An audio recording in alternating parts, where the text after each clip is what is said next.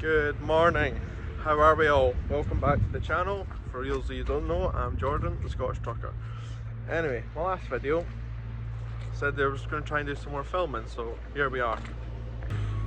You currently find us in a site in central Scotland, getting tipped, and of course, with the amount of rain that we've had, the truck is absolutely disgusting now on this site.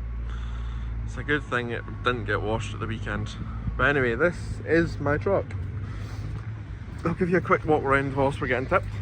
So she is an R500. Don't let the front end fool you. Believe it or not, that is a facelift front end. So it would have came with the older style headlights, grille, cab corners. So the boy that had it before me, or no, the person before him, has done the facelift front end of a Streamline. I am aware that they are different colour silvers. The plan is in February to get the truck resprayed. So yeah, side skirts and all, if any of you don't know, they're about £1,000 a side, very expensive. But she has a tag, and this is the reason why I bought the tag for sites like this where the access is pretty tight. So a tag axle essentially means that the rear axle lifts. Scott Andrews V8, you'll see that his middle axle lifts mid-lift, tag axle, rear axle lifts. It is a single wheel tag. You get twin wheel tags, so it would essentially look like that, and essentially it's just two alloys, or the one of the alloys would be facing like that inwards and that one would be facing outwards. But it's £1,000 to do the conversion. I don't really need it, although it looks a bit nicer. So it is a V8. We've got the infill catwalk here, which isn't the best, to be honest with you. It needs redone. Some spotlights on the rear. My inverter wiring there, unfortunately. I haven't ran it properly. I will get to that at some point. The plan is to kind of maybe make an A-frame on the back, and yeah, got my saying up there, living a nightmare, chasing a dream. So yeah, she isn't the tidiest thing in the world. For anyone that drives an RC, those are a godsend. Having set lights that shine out when you're reversing, absolute godsend.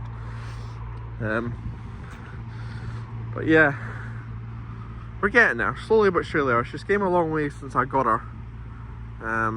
I'll put pictures on Instagram, or I'll try and remember to put pictures now of what it used to look like before and what it looks like now. Private plate, because with the plate that was on it, it just made the truck look old. But with that, at least, it makes it look a bit... Can't really tell what age it is, even though it is a 2010. Spotlights on the tops, we've got 6 of those. They were only 50 quid for 6 of them. I bought them off a pal. I do need to get the bulbs replaced. If anyone sees me at the road and I flash you and you don't see that illuminating, I need to currently get them placed at the moment, but the bulbs are on the way. And then those 3 lights in the middle need to get wired up.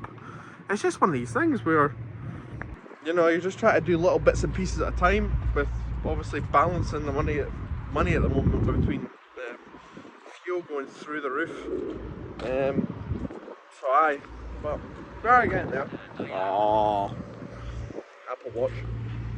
So we do have a customer's curtain sider on that we're doing work for at the moment.